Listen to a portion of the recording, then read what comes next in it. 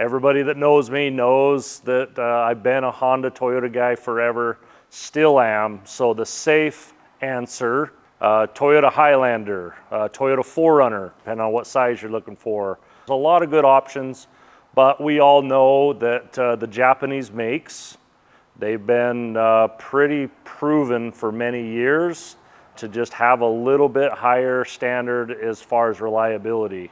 Some other factors that go into this that I'm looking at is I'm looking at frequency of repairs and frequency of like high cost repairs, all right? Like engines, transmissions, modules, cats, big expensive, uncomfortable conversation type of things is kind of what I'm looking at. So let's kind of go through the list a little bit, and I'll kind of give you my thoughts on kind of why I put things in this order. I would put the absolute number one, most reliable, most cost-effective vehicle to own as far as what it's going to cost you to own it. Any of the 2010s up into the 2020s, Toyota Highlanders are a solid choice.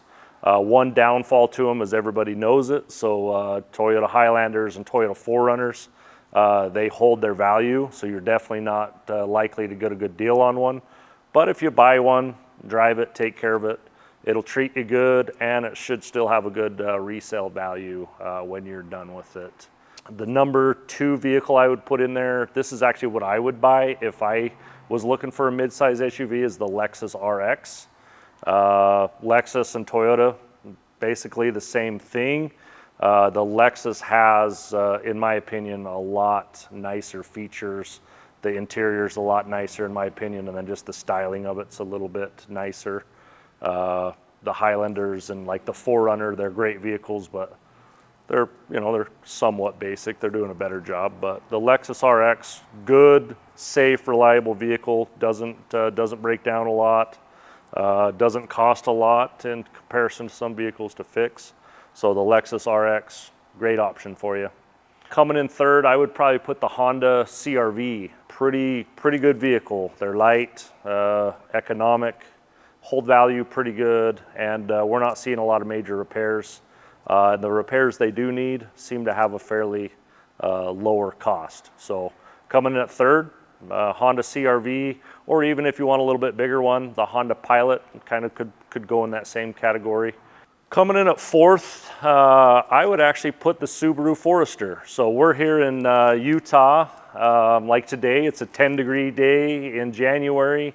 Not getting snow right now, but we're usually getting a lot of snow. And just with them having standard all-wheel drive, it's a good option. I do warn you, the only reason why I almost didn't put the Forester in my top 5 is they do run a CVT transmission that I think they've got it figured out now, but if you do not service this thing about every 30,000 miles, you will be putting a transmission in it. So yes, Subaru Forester, still an amazing vehicle, one of the safest vehicles you can drive. That's important to me.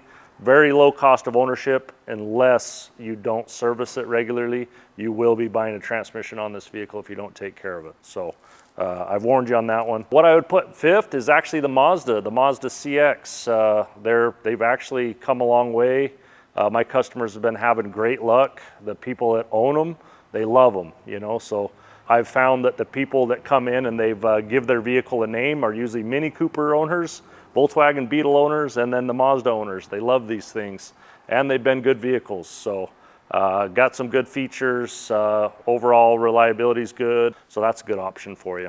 And then this one's going to kind of surprise me. I know I've already given you my 5, but just something to think about when you're really thinking about buying a vehicle. There's so many variables that come into play that make it very hard for me to answer the question.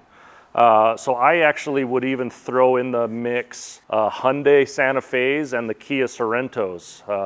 I would have bet you $1 million years ago I would never have those words come out of my mouth. But here's why.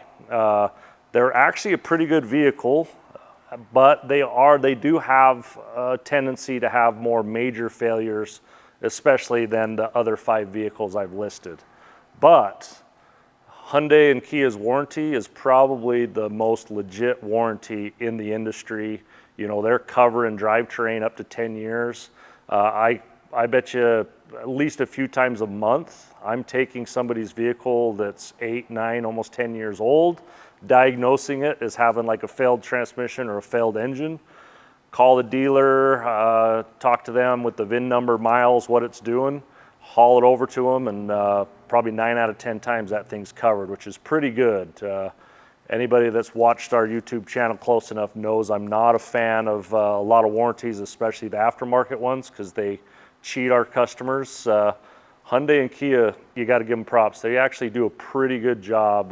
Their warranty is pretty airtight. They've done a lot of good things for people. I've even had some that were could go either way, and they've stepped up and taken care of it. So for those reasons, you might want to look at buying a Hyundai or a Kia. You can buy them for less, and then, you know, if you're going to buy a newer one, you know, 5 to 10 years old, might be worth looking into, might be worth the risk of having a little bit lower quality vehicle with a little bit higher warranty.